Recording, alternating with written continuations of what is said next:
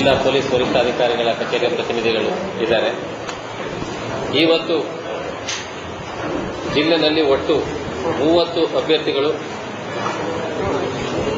ನಾಮಪತ್ರವನ್ನು ಸಲ್ಲಿಸಿದ್ದಾರೆ. ಆ ಪೂರ್ಣ ವಿವರ ನಿಮ್ಮ ಕೈಲಿ ಇದೆ. ಆಕ್ಚುಲಿ ಲಕ್ಷ್ಮಣನವರು ಇವತ್ತು ಕೂಡ ಮೊನ್ನೆ ನಾಮಿನೇಷನ್ ಸಲ್ಲಿಸಿದ್ರು, ಇವತ್ತು ಮತ್ತೆ ಸಲ್ಲಿಸಿರೋದ್ರಿಂದ 30 ಅಭ್ಯರ್ಥಿ ಅವರು ರಿಪೀಟ್ ಮಾಡಿಲ್ಲ ಅವ್ರ ನಂಬರನ್ನು. ಅದರಿಂದ 30 ಅಭ್ಯರ್ಥಿಗಳನ್ನ ಲೆಕ್ಕ ತಗೊಂಡಿದ್ದೀವಿ. ಅದು ಪೂರ್ಣ ವಿವರ ನಿಮ್ಮ ಕಡೆ ಈಗ ಆಲ್ರೆಡಿ ಕೈಲಿ ಇದೆ. ಕ್ಷೇತ್ರವಾರು ಎಲ್ಲೆಲ್ಲಿ ಯಾರ್ಯಾರು ನಾಮಪತ್ರ ಸಲ್ಲಿಸಿದ್ದಾರೆ. ನಂತರ ಭಾವಚಿತ್ರ ಗುರುತಿನ ಚೀಟಿಗೆ ಸಂಬಂಧಪಟ್ಟಂತೆ ಡ್ರಾಪ್ ಬಾಕ್ಸ್ಗಳನ್ನು ಎಲ್ಲೆಲ್ಲಿ ಹಾಕಿದ್ದೀವಿ ಅನ್ನುವಂಥದ್ದೊಂದು ಪತ್ರಿಕಾ ಪ್ರಕಟಣೆಯನ್ನು ತಮ್ಮ ಗಮನಕ್ಕಾಗಿ ಕೊಟ್ಟಿದ್ದೇವೆ.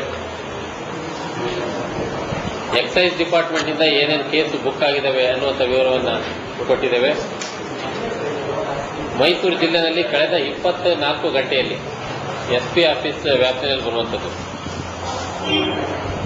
ನಿನ್ನೆ 10 ಗಂಟೆಯಿಂದ ಇವತ್ತಿನ 10 ಗಂಟೆವರೆಗೆ ಏನೇನು ಕೇಸ್ ಬುಕ್ ಆಗಿದ್ದಾವೆ ಅನ್ನುವಂಥ ವಿವರವನ್ನು ಕೊಟ್ಟಿದ್ದೇವೆ.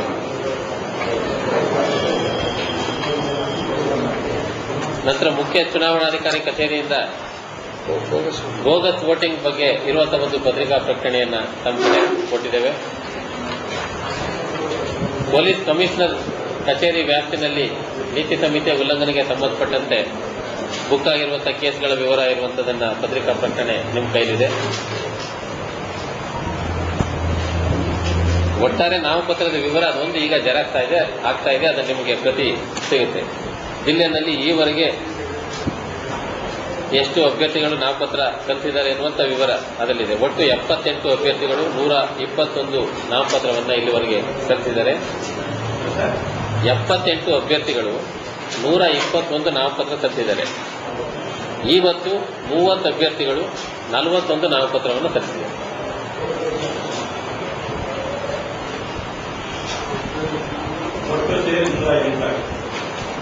ನೂರ 121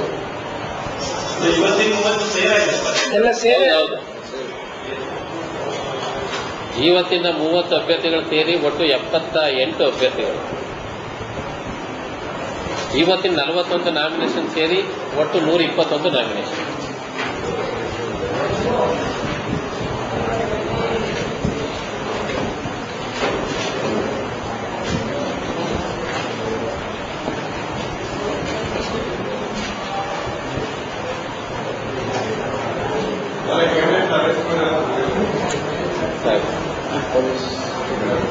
ಕ್ಯಾಂಡಿಡೇಟ್ ಅರೆಸ್ಟ್ ಮಾಡಿದ್ದಾರೆ. ಯಾವುದೇ ಇದಾಗಬಾರ್ದು ಅಂತ 140 ಡಿಕ್ಲೇರ್ ಮಾಡಿದೆ. ನಾಳೆ 3 ಗಂಟೆ ಸಮಯದಲ್ಲಿ ಯಾವುದೇ ಕ್ಯಾಂಡಿಡೇಟ್ ಬಂದರೂ ಕೂಡ 1+4 ಅಂತ ಹೊರಗಡೆ ಬರ್ಬೇಕಾರೆ ಅದಕ್ಕೆ ಅವರಿಗೆ ಪತ್ರ ಸೂಚನೆ ಕೊಟ್ಟಿದೆ. ಯಾಕಂದ್ರೆ 1+4 ಗಂಟೆ 3 ಗಂಟೆಗೆ ಬರಲೇಬೇಕಾಗ್ತದೆ. ಕ್ಯಾಂಡಿಡೇಟ್ಗಳು 3 ಗಂಟೆ ಒಳಗೆ ಬಂದೇ ಬರ್ತಾರೆ. ಆಲ್ ಸಡನ್ ಆಗಿ 2 ಗಂಟೆ 50 ನಿಮಿಷ ಬರೋ ಚಾನ್ಸಸ್ಸು ಬಹಳ ಇದೆ. ಯಾಕಂದ್ರೆ ಅವಕಾಶಗಳು ಇದಾಗ್ತದೆ. 3 ಗಂಟೆ ಬಂದ ತಕ್ಷಣ ಇಮಿಡಿಯೇಟ್ ಆಗಿ ರಿಟರ್ನಿಂಗ್ ಆಫೀಸರ್ ಬಾಗಿಲು ಕಚೇರಿ ಬಾಗಿಲು ಕ್ಲೋಸ್ ಆಗ್ಬಿಡುತ್ತೆ. ಅದಕ್ಕೋಸ್ಕರ ನಾವೇನು ಹೇಳಿದೀವಿ ಅಂತಂದ್ರೆ ಬಂದವರು 5 ಜನ 1+4 ಅಂತ ಒಳಗಡೆ ತಗೊಳ್ಳಿ. ನಾಮಿನೇಷನ್ ರಿಸೀವ್ ಮಾಡ್ಕೊಳ್ಳಿ. ಮತ್ತೆ ಅವ್ರನ್ನ ಬೇರೆ ಬೇರೆಯಾಗಿ ಅಲ್ಲಿ 5 ಜನ ಕೂಡಿಸ್ಕೊಂಡಿರ್ಲಿ. ನಾಮಿನೇಷನ್ ರಿಸೀವ್ ಮಾಡಿಕೊಂಡು ಒಂದು ಸರ್ತಿ ಆದ ತಕ್ಷಣ 5 ಜನ ವಾಪಸ್ ಹೊರಗಡೆ ಹೋಗಬೇಕು. ಮತ್ತೆ ಇನ್ನೊಬ್ಬರಿಗೆ ಆದ ತಕ್ಷಣ ಹೊರಗಡೆ ಹೋಗಬೇಕು. ಈ ರೀತಿ ಸೂಚನೆಯನ್ನು ಕೊಟ್ಟಿದ್ದೀವಿ. ದಟ್ ಈಸ್ ವಿತಿನ್ 200 ಮೀಟರ್ ಹೊರಗಡೆ. 200 ಮೀಟರ್ ಹೊರಗಡೆ ಈಗಾಗಲೇ ಜಿಲ್ಲಾ ಚುನಾವಣಾಧಿಕಾರಿಗಳ ಸೂಚನೆಯಂತೆ ಯಾವುದೇ ಉಲ್ಲಂಘನೆ ಆಗಂಗಿಲ್ಲ. ಸೊ ಆ ಥರ ಏರ್ಪಾಡುಗಳನ್ನು ಪೊಲೀಸರಿಗೆ ಈಗಾಗಲೇ ತಿಳಿಸಿದ್ವಿ. ಅವರು ಮಾಡ್ತಾ ಇದ್ದಾರೆ. ಅದೇ ಇದನ್ನ ನಾಳೆ ಕೂಡ ಮಾಡ್ತಾರೆ.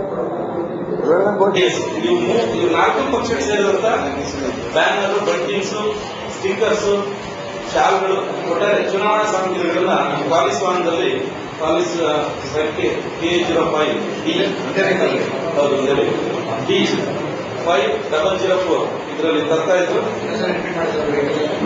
K05 D5004 ಪಾಲಿಸ್ ಗಾಡಿದು. ರವಿ ಯಶ್ಪಾಲ್ ಧರ್ಮಪಾಲ್ ಅಂತ 3 ಜನ ಇದ್ರು. ಅದನ್ನ ತಗೊಂಡು ಥಾಣೆ NCR 95/08 ದಾಖಲಾಗಿದೆ. ಕೋರ್ಟಿಗೆ ಪರ್ಮಿಷನ್ ಬಂದಾಗ ರೆಗ್ಯುಲರ್.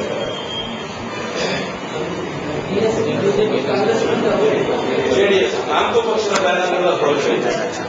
ಅಲ್ಲದೆ ಅವರ ಅಧ್ಯಕ್ಷರೇ ಇದರಲ್ಲಿ ಧರ್ಮಪಾಲ ಇಷ್ಟವಾದ ಚುನಾವಣೆಗಳಲ್ಲ ಅವರು, ಬಟ್ ಅವರು ಬೇರೆ ಕ್ಯಾಂಡಿಡೇಟ್ ಮಾಡ್ಲಿಕ್ಕೆ ತರ್ತಾ ಇದ್ರು. ಅದ್ರ ಇನ್ವೆಸ್ಟಿಗೇಷನ್ ನಡೆಯುತ್ತೆ. ಆಮೇಲೆ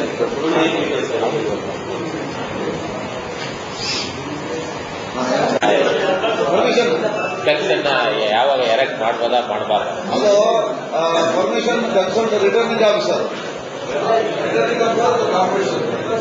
ಕಾರ್ಪೊರೇಷನ್ ಅಲ್ಲ, ಕನ್ಸಲ್ಟ್ ರಿಟರ್ನಿಂಗ್ ಆಫೀಸರ್ ಪರ್ಮಿಷನ್ ತಗೊಂಡು ಆ ಕಟ್ ಬೋರ್ಡ್ಗೆ ಅಥವಾ ಬ್ಯಾನರ್ಗೆ ಅವ್ರ ಪರ್ಮಿಷನ್ ಪೇಸ್ಟ್ ಮಾಡಬೇಕು ಕೆಳಗಡೆ.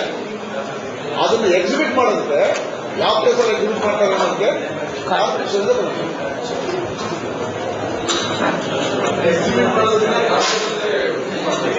ಅವ್ರ ಪರ್ಮಿಷನ್ ತಗೋಬೇಕಲ್ಲ ಯಾವ ಜಾಗದಲ್ಲಿ ಅಂತ. ಅಲ್ಲ ಯಾಕೆ ಗೊತ್ತಾಗ್ತಾ ಇಲ್ಲ. ಖರ್ಚು ಎಲೆಕ್ಷನ್ ಖರ್ಚು ಸೇರುತ್ತಲ್ಲ ಸರ್ ಅದಕ್ಕೆ. ಹೌದಾ?